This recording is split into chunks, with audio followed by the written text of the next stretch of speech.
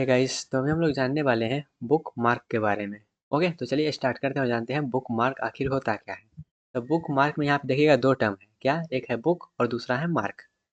Mark मतलब क्या होता है? कोई निशान। और बुक मतलब क्या होता है? जिसमें स्टोर रहता है कोई भी चीज़। तो यहाँ पे है book mark. Book mark in the sense यहाँ पे ऐसा बुक है, ऐसा किताब है ये, जिसमें सिर्फ क्या होगा? मार्क रहेगा। ये बस समझने के लिए बता रहे हैं, बाद में हम रिलेट करेंगे इसको वेब पेज से। ओके, तो ऐसे समझिए बुक मार्क ऐसा किताब जिसमें सिर्फ मार्क मार्क रहे। अब मार्क हम कोई चीज़ का कब देते हैं? यहाँ पे हमको वो चीज़ अच्छा लग जाता है, जैसे आप हाईलाइट कभी कभी बुक पढ़ते होंगे तो वहाँ पे हाईलाइट करते होंगे। क्यों हाईलाइट करते हैं? क्योंकि वो चीज़ आपको अच्छा लगता होगा। फिर आप जब उसको पलटेंगे तो वहाँ पे आप डायरेक्टली उसको हाईलाइट करके देख सकते हैं। तो वहाँ पे आप मार्क लगा देते हैं, ताकि आप जब उसको नेक्स्ट टाइम ओपन करें तो जल्दी से आप उसको सर्च कर पाएँ। ठीक है, तो ये एक एग्जांपल हो सकता है जब आप बुक मार्क का यूज़ करते होंगे। ओके, अब यहाँ पे देखिएगा हम रिलेट करते हैं इसको वेबसाइट से। तो वेबसाइट में जब आप ओपन करते होंगे वेबसाइट को, कोई वेबसाइट को ओपन किए, और कोई वेबसाइट को ओपन करने के बाद आप क्या करते होंगे? उस वेबसाइट को ऐसा मान के चलिए जब बार बार आपको ओपन करने का जरूरी पड़ रहा है। ठीक है, तो वहाँ पे क्या करते हैं आप? स्टार वाला एक सिंबल रहता है, उस स्टार वाले सिंबल पे अगर आप क्लिक कर देते हैं तो वहाँ पे आपको ऑप्शन देगा एक बुक मार्क का। ठीक है, अब अपने वेबसाइट कोई भी जो आप वेब ब्राउजर यूज करते होंगे वहाँ पे आप ओपन करके देख सकते हैं।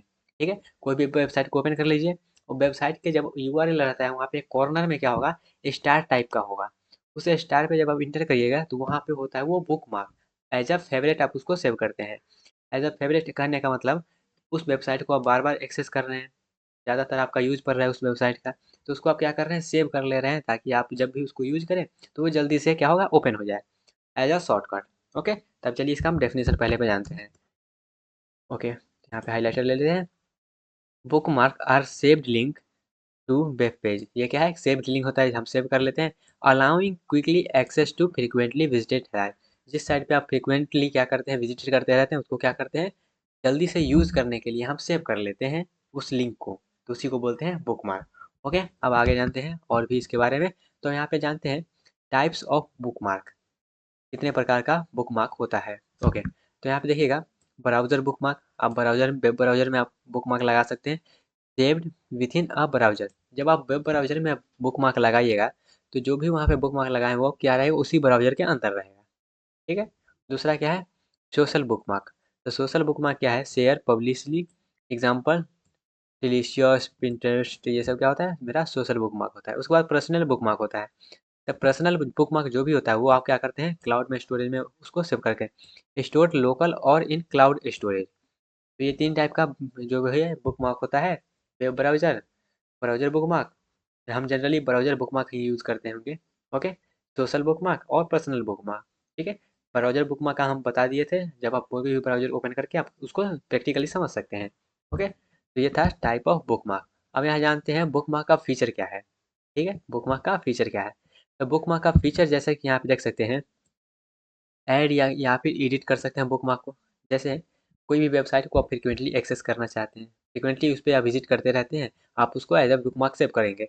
तब जब उसको बुक मार्क सेव कर दिए तो आप उसको एडिट भी कर सकते हैं, और उसमें कोई मॉडिफिकेशन भी कर सकते हैं, या फिर कोई और उसमें ऐड कर सकते हैं।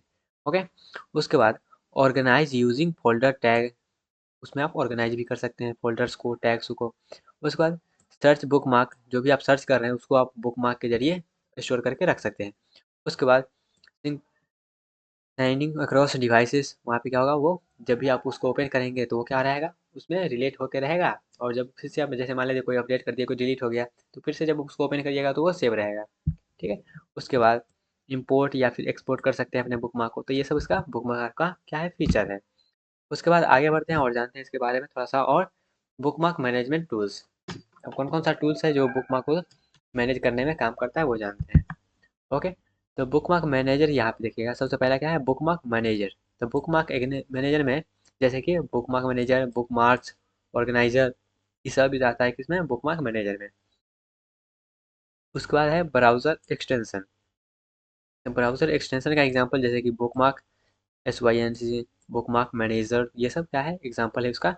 उसका क्लाउड स्टोरेज सर्विस जैसे कि गूगल ड्राइव, ड्रॉप बॉक्स, और भी बहुत सारा होता है, लेकिन यहाँ पे बस एग्जांपल लेने के लिए हम दो तीन ही सब में लिए हैं। ओके, तो ये सब बुक मार्क जो भी टूल्स है वो इसमें है। ओके, उसके बाद अब यहाँ पे आप इसका बेनिफिट क्या है? हम बुक मार्क क्यों लगाते हैं?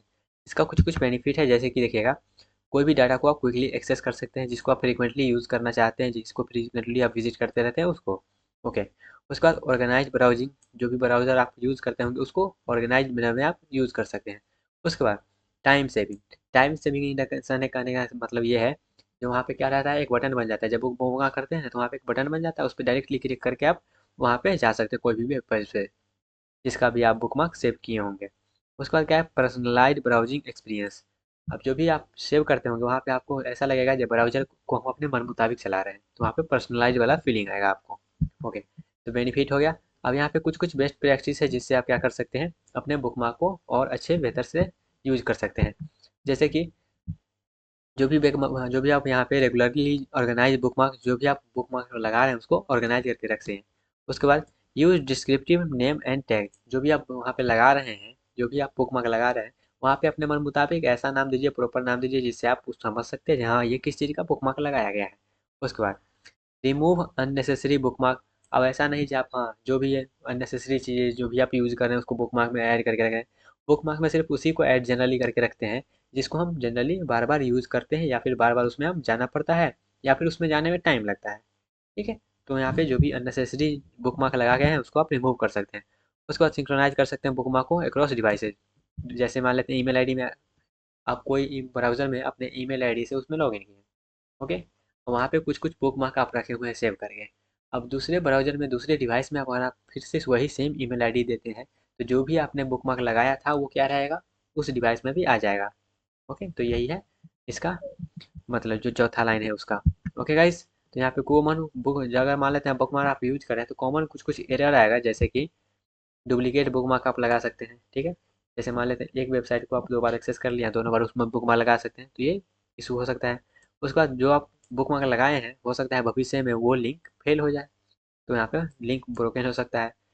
आप बुकमार्क को लॉस्ट भी कर सकते हैं, हो सकता है भूल चूक से डिलीट कर दें। उसके बाद साइनिंग इशू भी हो सकता है। ठीक है, जैसे नेटवर्क इशू हुआ है, अब वो सिंक्राइज नहीं हुआ है तो फिर से वो हट सकता है। ओके, तो ये सब कॉमन इशू है बुकमार्क्स का।